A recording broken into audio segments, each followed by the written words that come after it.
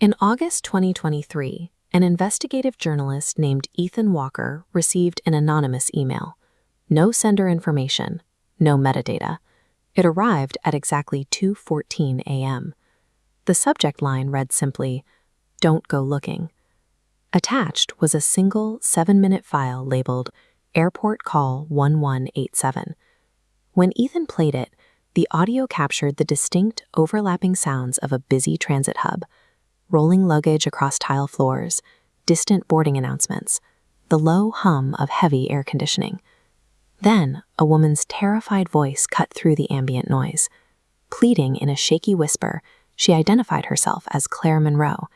She begged whoever was listening not to let them close Gate 12, stating that she didn't know how long she had been trapped there. Ethan recognized the name immediately.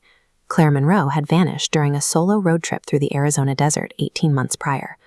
Law enforcement had conducted massive search grids. Her vehicle was never found. Her phone was never recovered. The case was completely cold. Independent audio experts analyzed the file and found zero evidence of digital manipulation. The acoustic echoes and background frequencies were entirely organic. A young woman who vanished completely a year and a half ago was speaking in real time from a crowded terminal. Ethan pulled Claire's archived social media records. 3 weeks before her disappearance, she posted about repeatedly seeing strange lights in the desert. Her final update read, "Saw an airport where there shouldn't be one." Cross-referencing missing persons databases revealed a chilling pattern.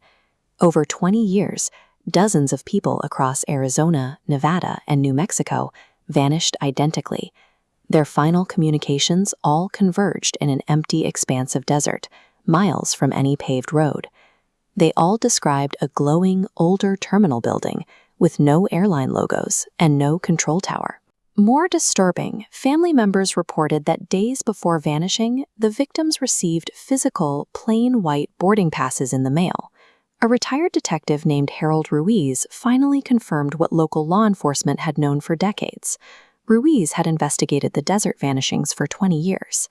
During a private meeting, he opened a locked cabinet containing hundreds of identical case files, admitting that police quietly document the anomaly. Ruiz described a piece of evidence seized by federal authorities, 17 seconds of corrupted dashcam footage recovered from an abandoned highway. The camera captured a brilliantly lit, operational airport sitting directly on the desert dirt, cars in the lot, planes at the gates, and then in a single frame, the entire structure erased itself. Terminal 0 functions as an unmapped geographic trap, a predatory space that systematically claims lost individuals from the surrounding desert. Only 4 people are known to have entered the airport and escaped. One was Walter Hayes, a truck driver who sought a phone after his engine died in a 1989 desert storm. Walter described a terminal operating on broken logic.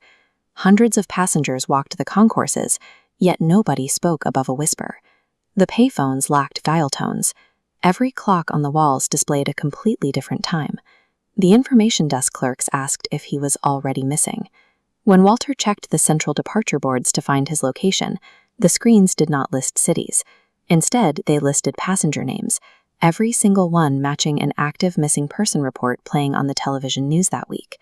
Then, Walter watched his own name slowly scroll across the board, followed by the words, "Final boarding." He ran.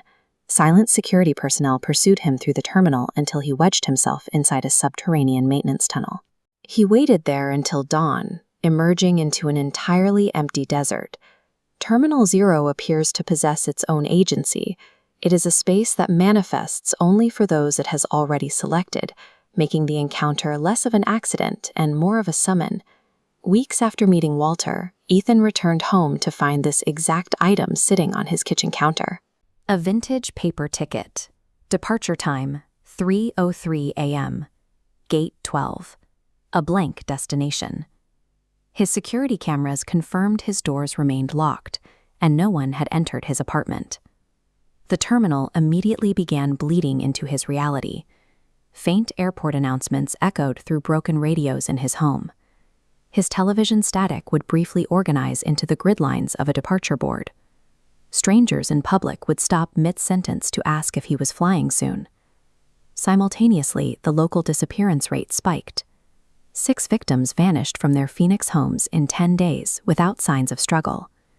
This security camera footage captured one of the victims, a woman calmly carrying a suitcase into the desert at night. At exactly 2:47 a.m., distant runway lights illuminate the empty brush ahead of her. This happened right before the security camera feed permanently fails. Realizing he was being targeted, Ethan stopped running. He packed his vehicle with GPS trackers, high-resolution cameras, and Claire's audio recording, driving directly toward the geographic center of the disappearance cluster. In seeking the airport's physical location, Ethan had effectively confirmed his own place on the passenger manifest. He was no longer just investigating the list. He was on it. At 2:30 a.m., a dense, unnatural fog rolled across the heated asphalt. Ethan's GPS monitors froze, and his cell signal flatlined.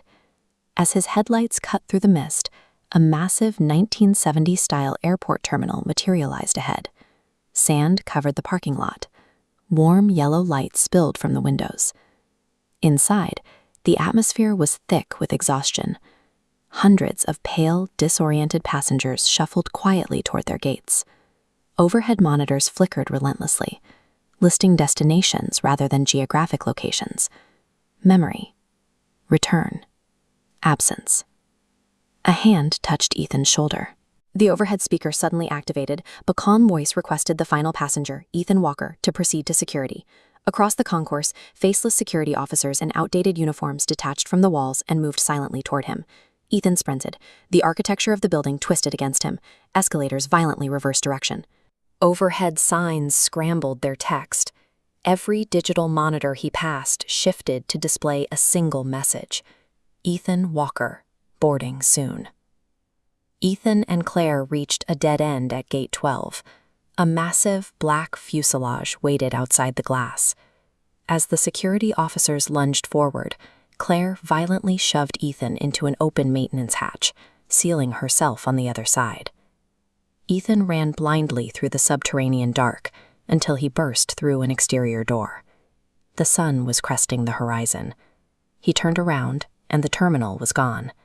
Only a single luggage tag lay half-buried in the desert sand. It read, "Claire Monroe, arrived." Despite his physical evidence and audio recordings, authorities dismissed Ethan's account.